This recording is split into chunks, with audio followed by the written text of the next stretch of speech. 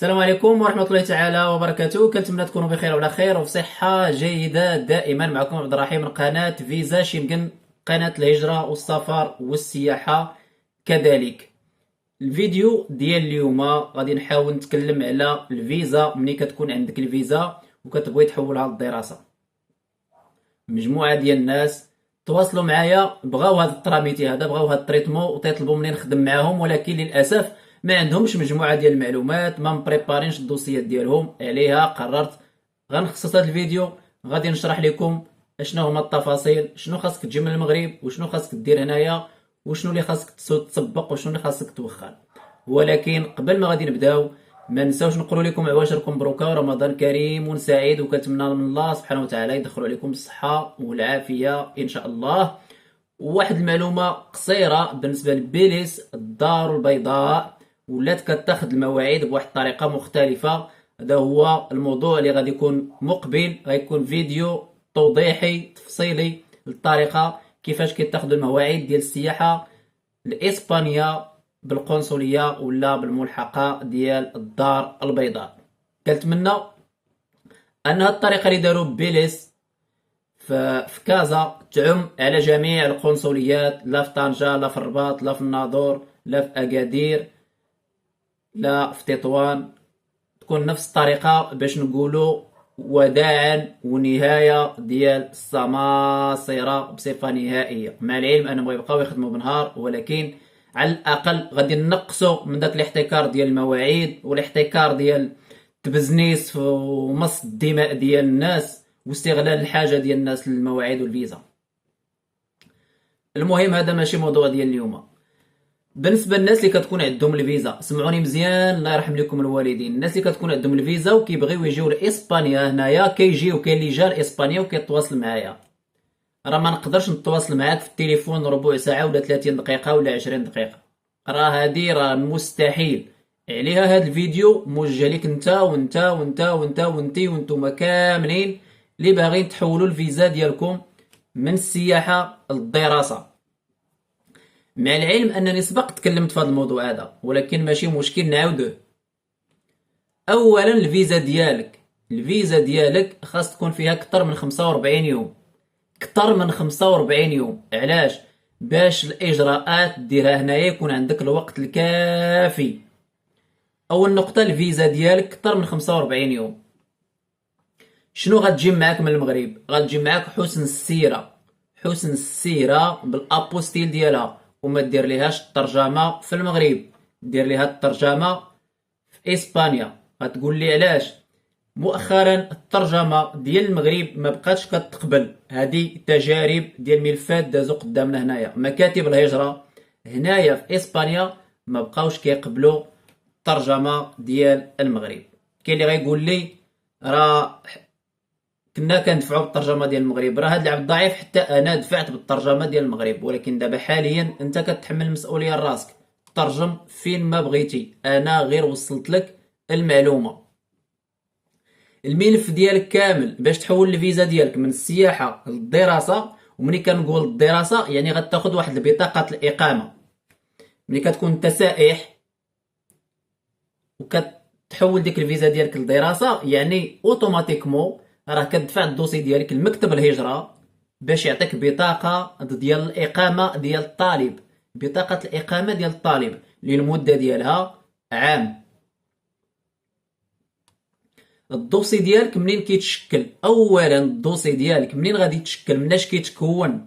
الله يرحم لكم الوالدين، الله يرحم لكم الوالدين، ركزوا معايا مزيان في هاد المعلومات اللي غنبارطاجي معاكم، باش الناس اللي كتواصل ولا اللي كتجي لاسبانيا تجي معاها الوريقات مقادين، تجي معاها الوريقات مقادين. اولا غادي تحتاج الفوتوكوبي ديال الباسبور ديالك كامل. الباسبور ديالك كامل كتصورو. غادي نتكلم معاك على اساس انت اللي غادي تمشي تقاد الدوسي ديالك بوحدو. انت بوحدك غتقاد الملف ديالك بوحدك، ما غادي تعتمد على حتى شي واحد. يعني انت الا كنتي غتدفع بوحدك ضروري الباسبور ديالك فوتوكوبي ديالو كامل، وفوتوكوبي ديال الفيزا ديالك، فوتوكوبي ديال الفيزا ديالك، وكتجيب التوصيل ولا الوصل باش تسجلتي يا اما في ديك المدرسه ديال اللغه، يا اما في ديك الجامعه، يا اما في داك المركز ديال التكوين. سمعني مزيان، كتجيب داك التوصيل باش تسجلتي، وملي كتسجل راه حتى كتخلص اللوازم عاد كيعطيوك داك التوصيل. هادي غنرجع ليها في الاخر ديال الفيديو. يعني الماتريكولا، كتجيب ديك الماتريكولا من ديك المدرسه ولا التكوين المهني ولا الجامعه ماستر ولا شنو انت باغي تقرا. هذه واحد النقطه، انت خاصك تختار شنو باغي تقرا، ما تقوليش انا اختار لي. انت شنو بغيتي تقرا، المستوى الدراسي ديالك، المؤهلات ديالك، شنو بغيتي. ما يمكنش واحد غيختار لك شنو باغي تقرا. كدير واحد التامين، واحد لاسيرونس، واحد التامين صحي هنايا في اسبانيا. كدير واحد التامين صحي هنا في اسبانيا ضروري. كدير واحد الشهاده طبيه، هاد الشهاده الطبيه تثبت على انك خالي من جميع الامراض التي تهدد الصحه العامه هنايا في اسبانيا. كتجيب واحد الشهاده طبيه من عند الطبيب باللي انت، وهاد الطبيب كيكون معتمد، ماشي اي طبيب غتمشي تجي من عنده واحد الشهاده طبيه.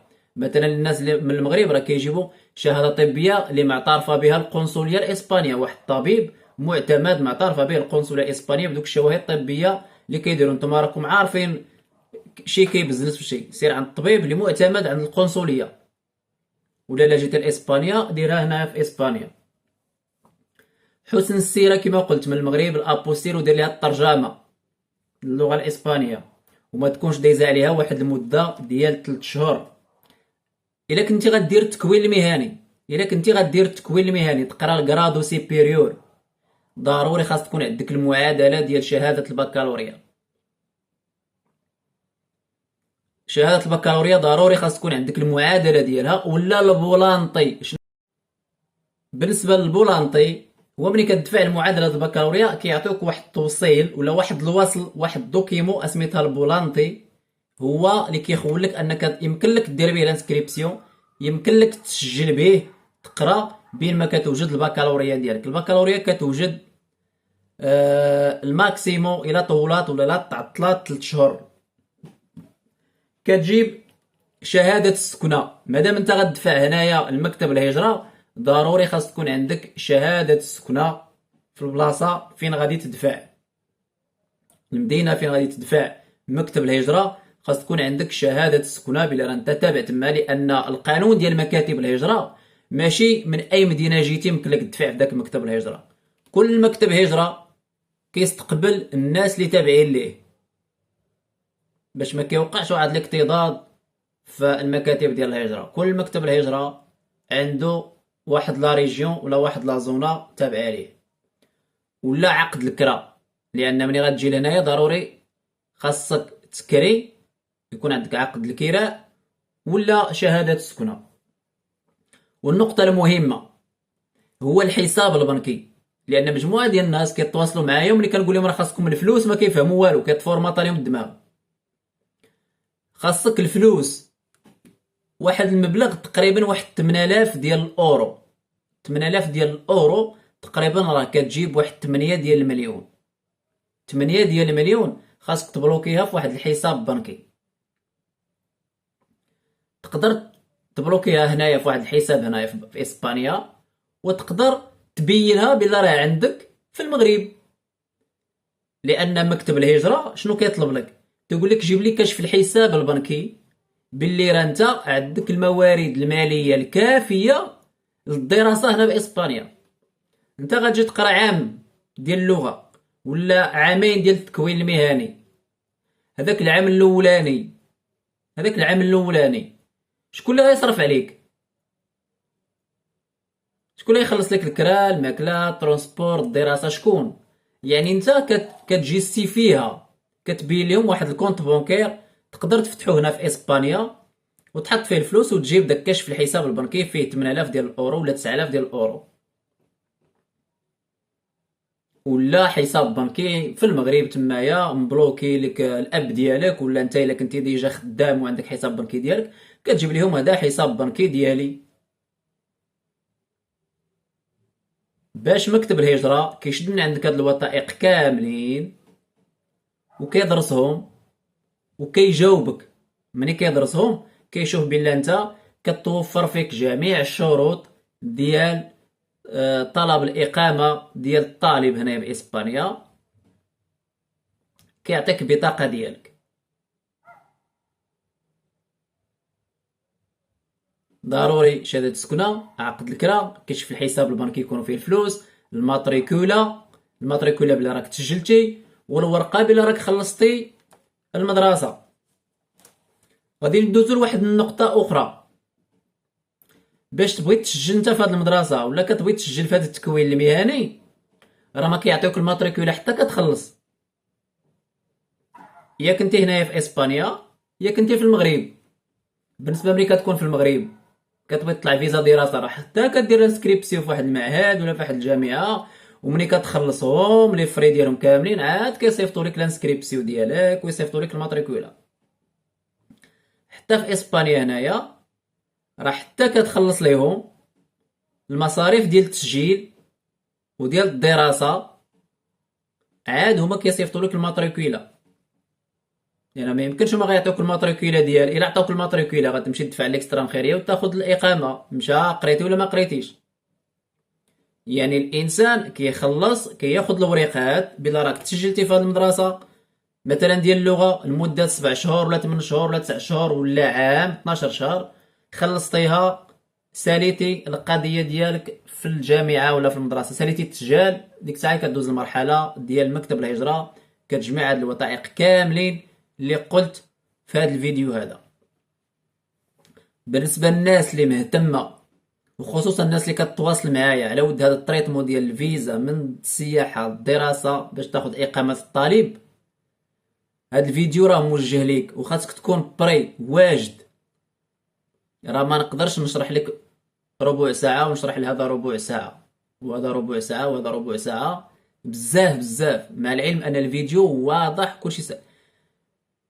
اللغه اللي بغى يقرا اللغه العام كامل كيقراو فيه الناس اللغه، بغيتي تسجل في شهر واحد، تسجل في شهر جوج، تسجل في شهر ثلاثة، في شهر ربعة، في شهر خمسة، في شهر ستة، في شهر سبعة، 8، 9، 10، اي وقيته بغيتي تقرا اللغه في اسبانيا يمكن لك تسجل في المعاهد ديال اللغه، ما كاينش مشكل. بالنسبه للتكوين المهني كنقولها التكوين المهني الكرادو سيبيريور ضروري خاص تكون عندك البكالوريا، والتسجيل كيبدا في الاواخر ديال شهر 5 و6 فقط. كتفتح واحد 3 ايام ولا 4 ايام في شهر 9 على حساب الجهات الا بقاو شي كرا سخاويين. دابا شهر 5 بقى ليه شهرين، يعني الانسان اللي باغي يقرا بريباري من دابا. الجامعات كذلك، الجامعات كل جامعه كاينين فترات كل مره كيفاش كيكون لانسكريبسيون، كاين كانوا اللي فاتحين في شهر واحد، كاينين اللي فاتحين دابا على حساب الماستر. والانسان ما فيها باس، الانسان ما فيها باس انه يدخل لجوجل الانترنت ويقلب على المدارس وعلى المعاهد وعلى الجامعات وعلى الشعاب، باش ما تبقاش تطرح تقول واش يمكن لي نقرا ديفلوبمون دانفورماتيك في بيلباو. انا راه ماشي وزاره التربيه ديال اسبانيا ولا هذا ولا هذا ولا هذا. كاينين شي اسئله اللي ما كاينش الجواب ديالها، هذيك الشعبه انت اللي باغي تقرا، انت اللي باغي تقرا قلب عليها في جوجل في الانترنت، واش كاينه في برشلونه، في سيفيا، في مالاغا.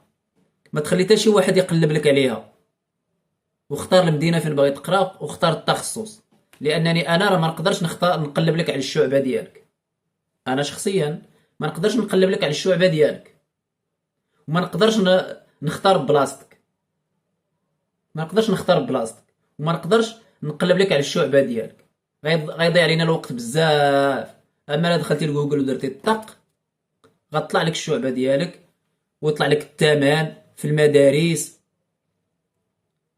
اي معلومه بغيتيها كاينه في الحاج جوجل. عواشركم مبروكه والى اللقاء.